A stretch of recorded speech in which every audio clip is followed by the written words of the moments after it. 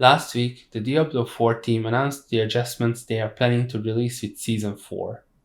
Due to the lukewarm reception of the lackluster Season 3 and the release of other ARPGs, the player numbers continued to wane, and Blizzard really had to step up their game with these updates if they want Diablo 4 to stay relevant among other games of the genre, such as Path of Exile or Last Epoch.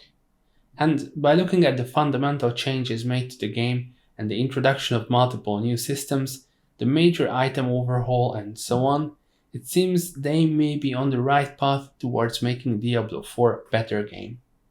Now, I'm saying this with a huge grain of salt, first because we actually don't have our hands on the updates yet, and second, Blizzard is known for making horrible changes that no one has asked for, like nerfing all the good builds up to the ground before the start of Season 1, or adding a $60 cosmetic into the game.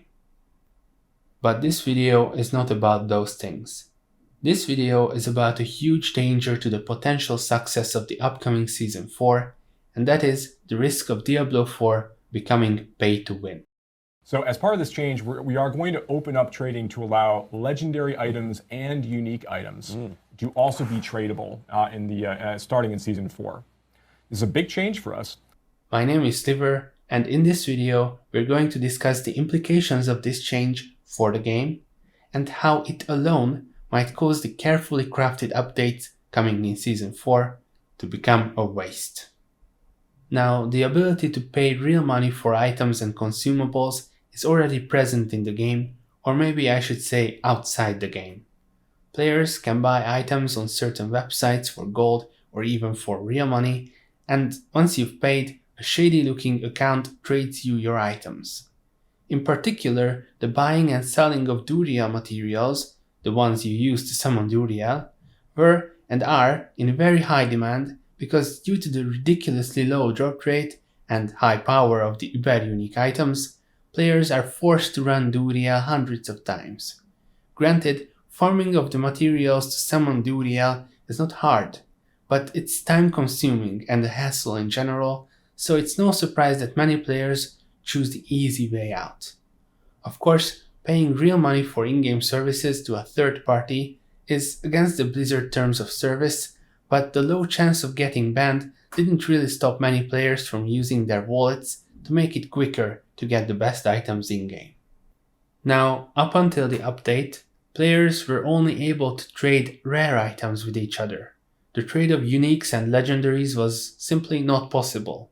This way, players couldn't simply buy every item they needed. There was a market for rare items, sure, but the legendary aspects and unique items that actually enable builds were out of the question.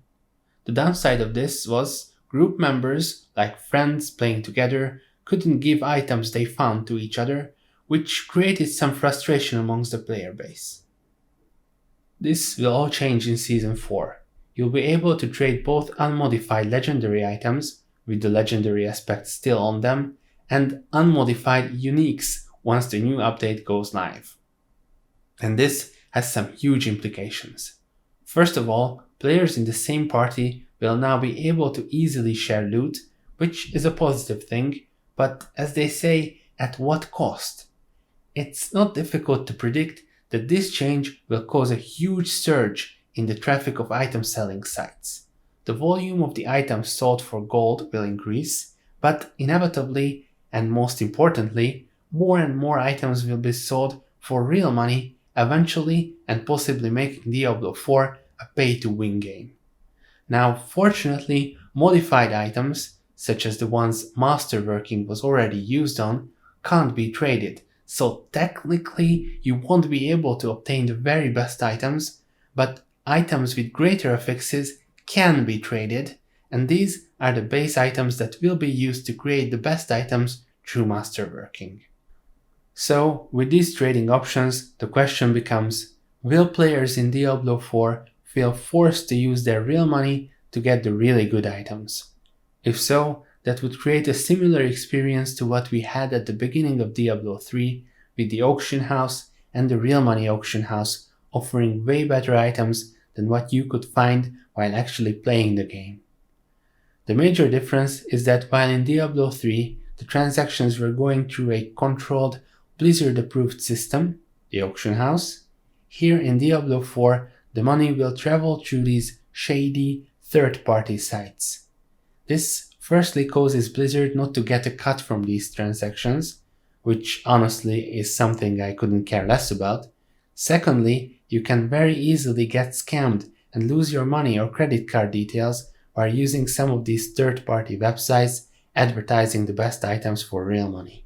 And thirdly, the most important possible consequence.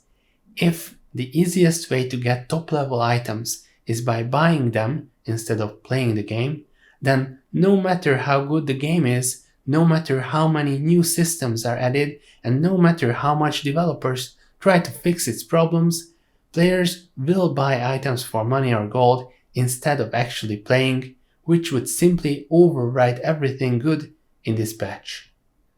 I know there will be responses like, "Oh, I don't care what other people are doing. I don't mind them buying all the best items by swiping their credit cards. I can just play at my own pace and enjoy the game." Yes, there may be a few players like that, but believe me, the majority of the player base doesn't like when pay-to-win players get ahead of them. It's very hard not to care when the pay-to-win player one-shots a word boss right next to you, for example. The majority of players will complain, and if nothing happens, they will quit and move to one of the other ARPGs on the market.